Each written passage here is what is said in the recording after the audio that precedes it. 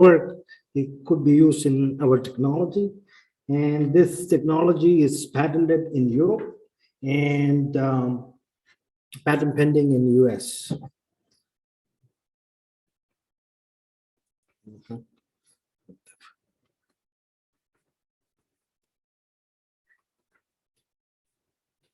Not forwarding.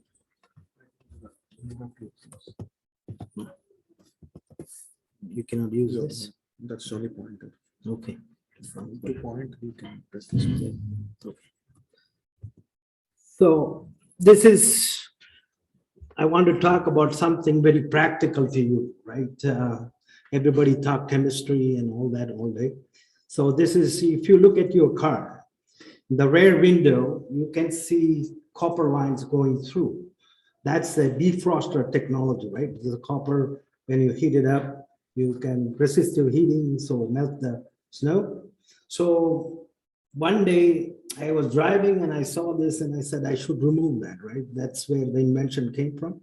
So I came up with technology that is completely clear.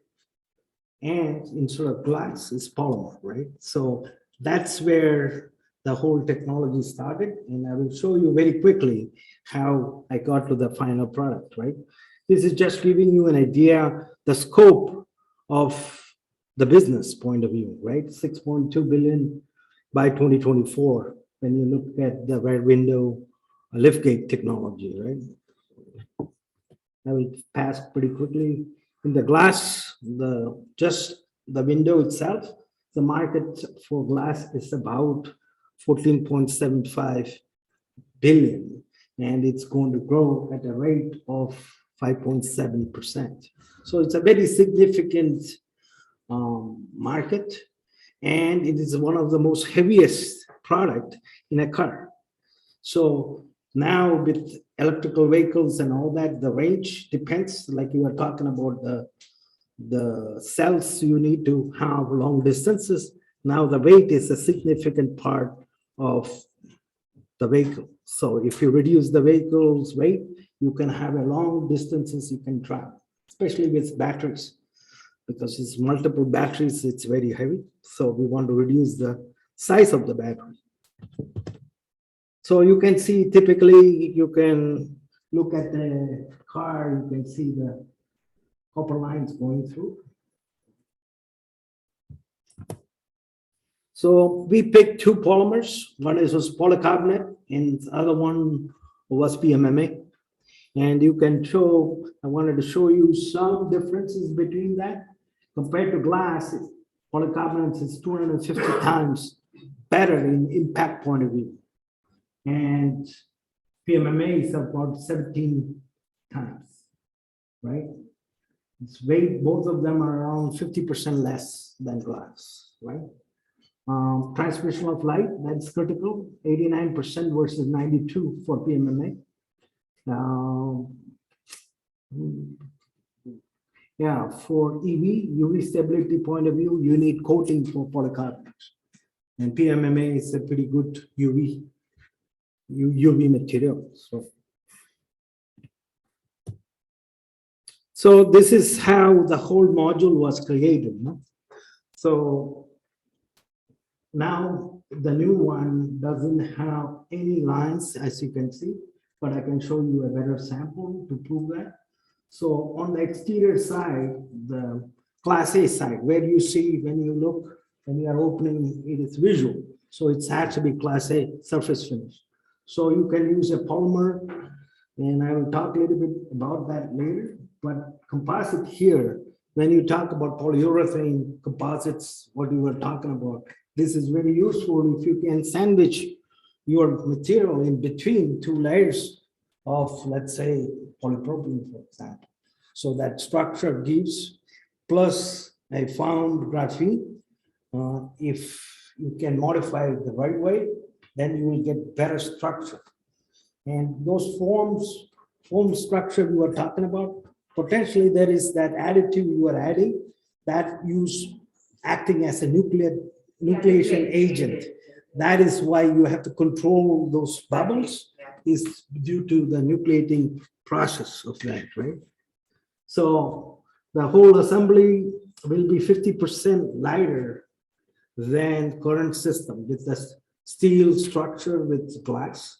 With the new polymer, imagine that is significant. You are talking about 40 pounds difference, that huge differences. So it's a paradigm shift in technology for you in real life, right? So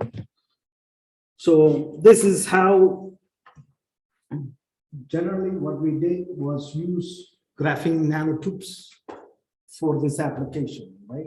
Nanotubes is very clear when at nano level. So when you have conductivity, so when you charge it, let's say here or here, you create conductivity, resistivity. That creates heat energy.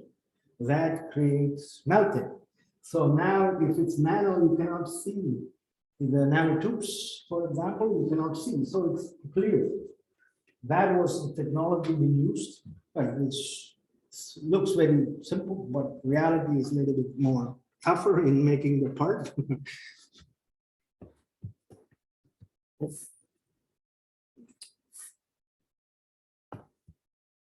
So you can use tapes shape or the wire shape. You can use layers, like a single layers. If you want, we use the layers technique for the first experiment. So also it can be remote, like emitter, and so now it is physically connected all the way through the glass. What we did was remote. So you sit in a car and press a button, it emits energy and it connects to the receiver. So that initiates the heat, right? So you don't have a physical wiring that goes through the system, right? So, and the process technology, the injection molding, thermoforming, there are many technologies that we use to create the glass. So polymer glass we talk about. And also part of the system is how to get the seals in between the glass and the lift gate. So there are several ways we came up, part of our patent, how we want to do it. And you can see how we keep it between so that it doesn't move once it's installed in the system, right? So how you do the whole system?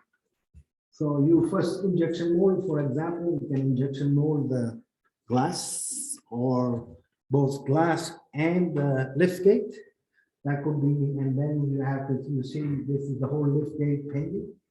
Then you assemble the seal and the glass or polymer glass, and then deliver it to OEMs such as BMW, Mercedes, or GM or Ford.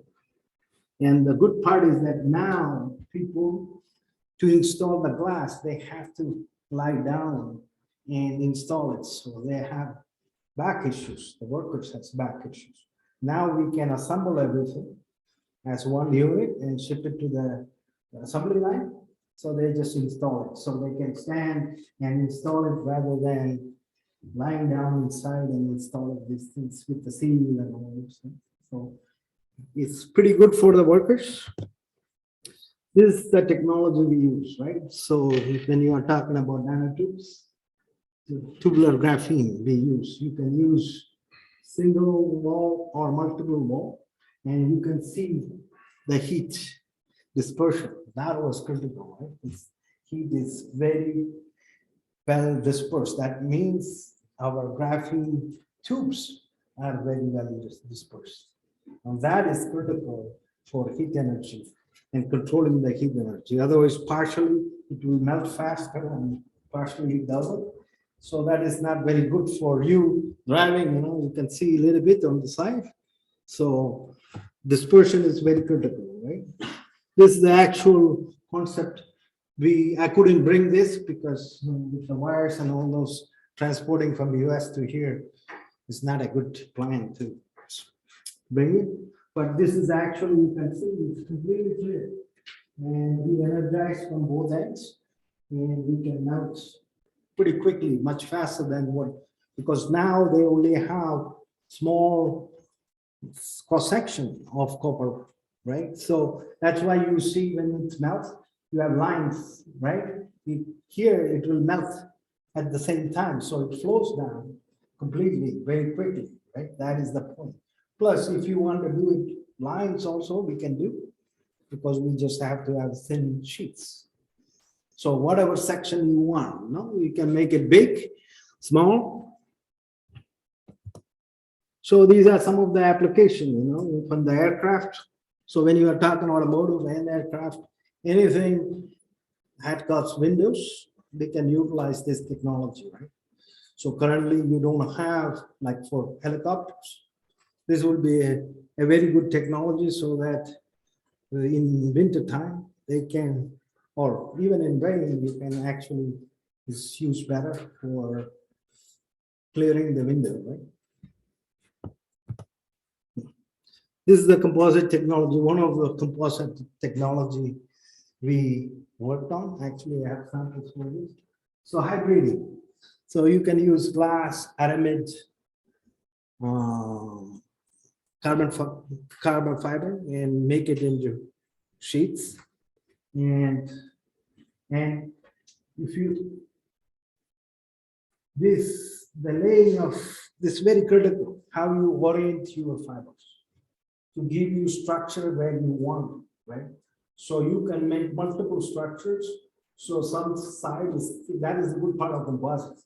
You can make one side X thickness, and if you need more structure on the other side, you can do that part thinner. So you can utilize, rather than a universal thickness, you can have a multi-thickness system. So you use urethane, we used urethane also, but this is another technique you might be able to use. Instead of epoxy, you can use caprolactam, right? You take caprolactam, that is the base material for nylon 6, polyamide 6. So you combine activator and capsules, inject right into the tool. So you polymerize in the tool with the heat. So you will cross-link, oh no, there is no cross-link because it's thermoplastic. So you can have the whole part made. And that is another way of doing thermoset, because now everybody is pushing both aerospace as well as automotive. They want recycle. Yes.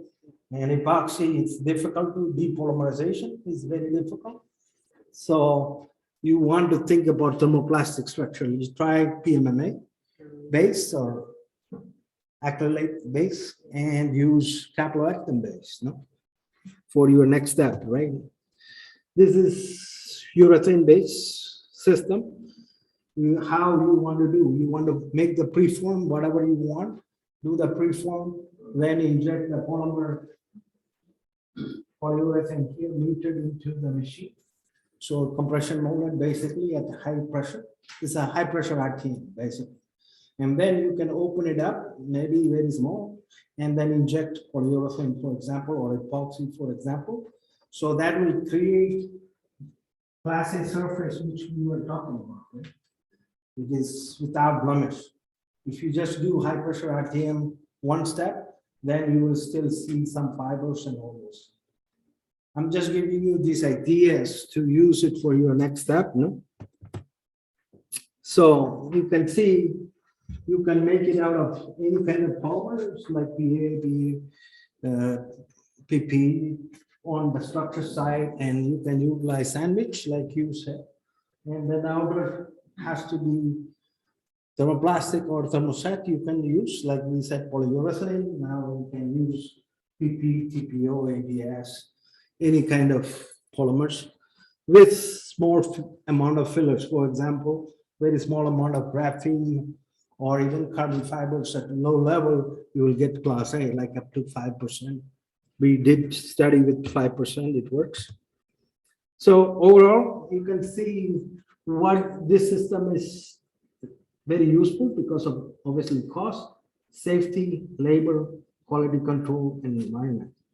So it has wholesome, we thought about this as a wholesome for the consumer at the end of the day, from recycling to the weight reduction to long range cars can be made. So in conclusion, Weight reduction could be depend on which one, Porsche versus BMW, depend on the size. You can reduce weight 30 to 50%. And you can incorporate the window right into the system. And you can put the seal, mold it in, or snap-free seal system. Very high integration potential. So you can add more system to it. Back of the lift gate, you can add washer system, all those things part of the module. And look at one program for 100, let's say 150,000 for a Jeep, for example, Wrangler, it's 350,000, right? So for 150,000 a year, that this system will cost $300 to $500 per system, but that's the typical current system cost also the same, depending on the vehicle. And based on 300, we are talking about 45 million sales per year for one program, one car. So you see the magnitude of this technology. This is real, which you can understand very easily what happens, right? So these are some of the targeted vehicles, you know, new Tesla Cybertruck, Grand Cherokee, the new Hummer EV, Rivian SUVs is coming out now. So it's well dispersed on the high end, because you want to start with the high end. They have the money to sustain the first programs. So when you look at this, a proprietary and patented technology. So when you look at revenue, because we still need to make money for the companies, right? So we need to have recurring profit, improve corrosion resistance compared to steel. It's corrodes, oxidation, 50% lighter, improved impact, and with 50% lighter, so potential to generate 20 million EBITDA by 2030. So you can sell this technology 15 to 18 times the EBITDA value. So that's basically I want to say. If you have any questions, I can answer.